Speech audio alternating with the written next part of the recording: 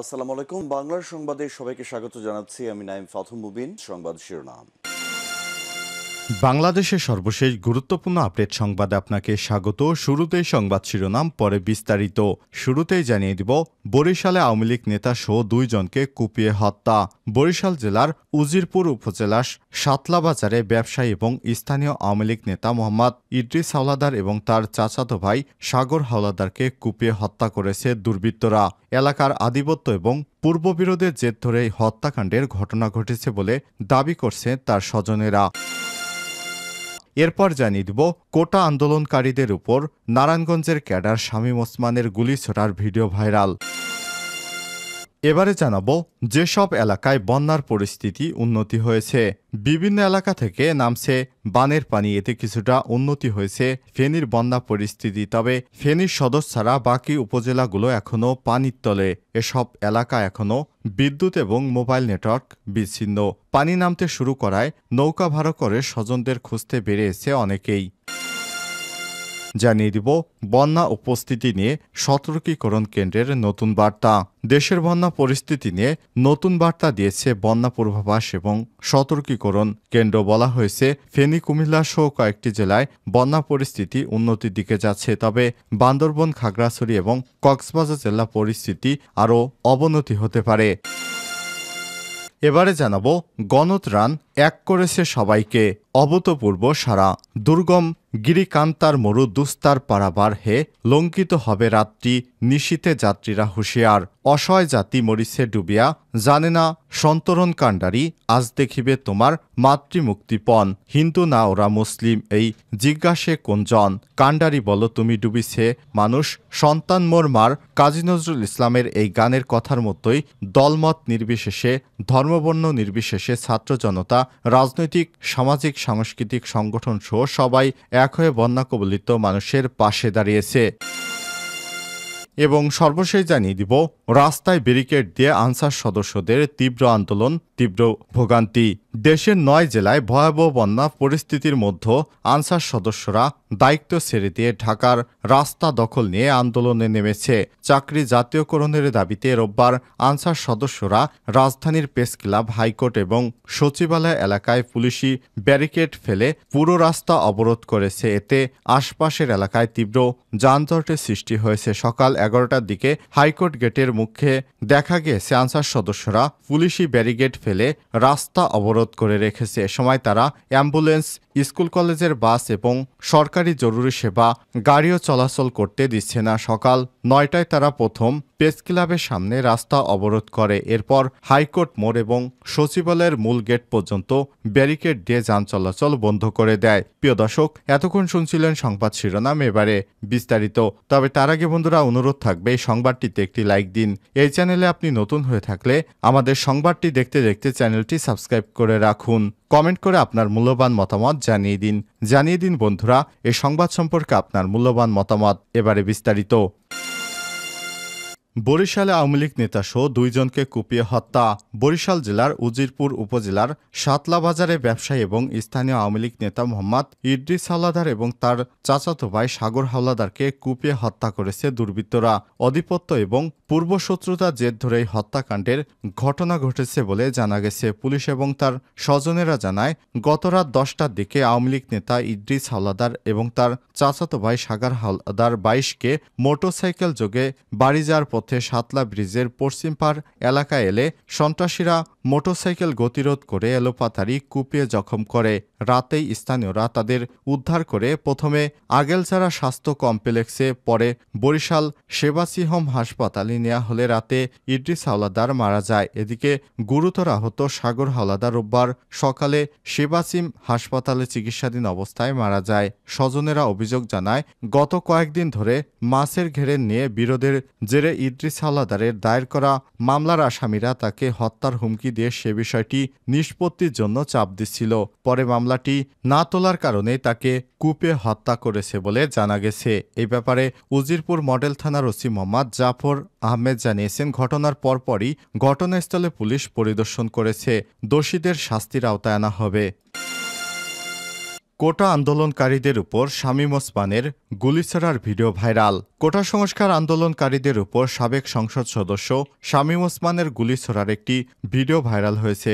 আজ ফেসবুকে ২৯ সেকেন্ডের ওই ভিডিও ছড়িয়ে পড়ার পর এ নিয়ে চলছে আলোচনা সমালোচনা। ফেসবুকে ভাইরাল হওয়া ভিডিওতে দেখা গিয়েছে আন্দোলনকারীদের উপর শামীম ওসমান এবং তার সহযোগীরা গুলি ছুড়ছেন। এ সময় শতাধিক অনুসারী আগ্নেয়াস্ত্র এবং ধারালো অস্ত্র নিয়ে শহরের চাষারা এলাকা থেকে বঙ্গবন্ধু সড়কে শহরের ২ নম্বর রেলগেট এলাকার দিকে যেতে দেখা যায়। প্রসঙ্গত বৈষম্যবিরোধী ছাত্র আন্দোলনের এক দফা দাবির মুখে পতন হয় শেখ হাসিনার। পদত্যাগ করে দেশ ছেড়ে পালিয়ে যায় হাসিনা। এরপর দলটির কেন্দ্র থেকে শুরু করে তৃণমূল পর্যায়ের অনেক নেতাকর্মী চলে যায় আত্মগোপনে। এই আন্দোলনে নিহতর ঘটনায় বেশ কয়েকটি মামলা দায়ের করা হয়েছে। এর মধ্যে শেখ হাসিনা, স্থানীয় সংসদ সদস্য শামীম ওসমান সহ বেশ কয়েকজন নেতার নামে এ পর্যন্ত অনেকগুলি মামলা হয়েছে। যেসব জেলায় বন্যা পরিস্থিতির উন্নতি। বিভিন্ন এলাকা থেকে নামছে বানের পানি, এতে কিছুটা উন্নতি হয়েছে ফেনীর বন্যা পরিস্থিতি। তবে ফেনী সদর ছাড়া বাকি উপজেলাগুলোতে এখনও পানি নিচে তলিয়ে রয়েছে। সব এলাকা এখনও বিদ্যুৎ, মোবাইল এবং নেটওয়ার্ক বিচ্ছিন্ন। পানি নামতে শুরু করায় নৌকা ভাড়া করে স্বজনদের খুঁজতে বেরিয়েছে অনেকেই। কুমিল্লাতেও কিছুটা উন্নতি হয়েছে বন্যার পরিস্থিতির। আর আশ্রয়কেন্দ্র থেকে বাড়ি ফিরেছে মৌলভীবাজার এবং হবিগঞ্জের বেশিরভাগ মানুষ। এদিকে গতকাল শনিবার রাত ১০টা থেকে থেমে থেমে বৃষ্টির কারণে নোয়াখালীতে আবারও বাড়ছে পানি। এছাড়াও ফেনীর বন্যা আরও চাপ দিয়েছে জেলায়।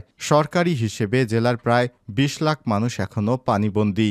এদিকে শুক্রবার থেকে নোয়াখালীর বন্যার পানি রহমতখালী সহ বিভিন্নভাবে ঢুকছে লক্ষ্মীপুরে। এতে লক্ষ্মীপুর পৌরসভার কয়েকটি ওয়ার্ড এবং পূর্বাঞ্চলের ইউনিয়নের অধিকাংশ এলাকার মানুষ পানিবন্দী হয়ে পড়েছে।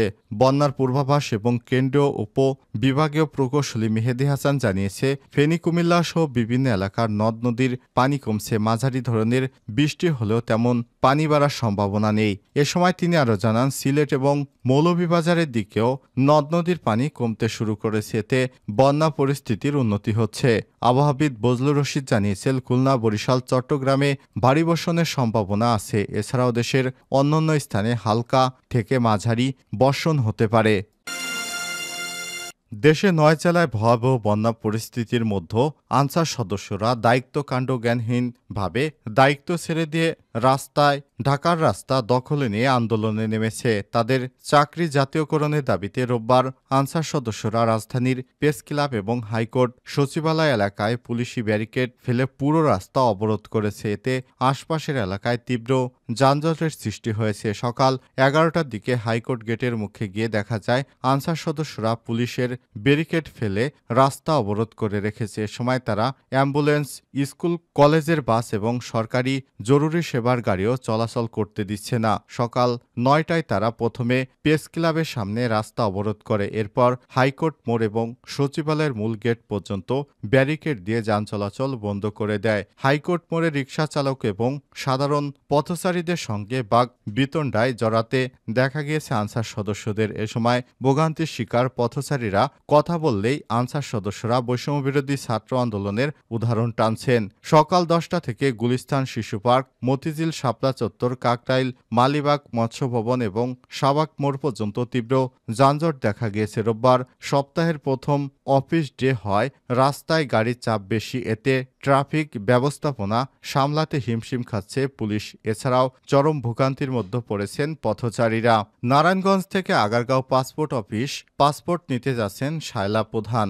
সঙ্গে তার ছোট বোনের ছেলে মেয়ে রয়েছে। তিনি বলেন, সকালে ৯টার দিকে নারায়ণগঞ্জ থেকে বের হয়েছি। ১১টার সময় গুলিস্তান এসে পৌঁছলেও এখন 12:30 পর্যন্ত প্রেস ক্লাব মোড় পার হতে পারিনি। শুনেছি প্রেস ক্লাবের এখানে আনসার সদস্যরা আন্দোলন করছেন। পরে বাস থেকে নেমে হাঁটা শুরু করেছি। আনসার সদস্যরা রাস্তা অবরোধ করে আন্দোলন করছে শুনলে বাসা থেকে আজ বের হতাম না। এদিকে হাইকোর্ট মোড়ে আনসার সদস্যরা রবিউল ইসলাম নামে এক পথচারীর উপর মারমুখী হন। ওই পথচারী রাস্তা বন্ধ করার কারণে জনদুর্ভোগ সৃষ্টি হয়েছে এটা বললে তার উপর চড়াও হন আনসার সদস্যরা। এ সময় কয়েকজন আনসার সদস্য এগিয়ে এসে রবিউলকে সরিয়ে নেয়। এ সময় রাস্তা বন্ধ করে আন্দোলনের বিষয় জানতে চাইলে বৈষম্যবিরোধী শিক্ষার্থীরা যখন রাস্তা বন্ধ করে আন্দোলন করেছে তখন এসব পথচারীরা কোথায় ছিল?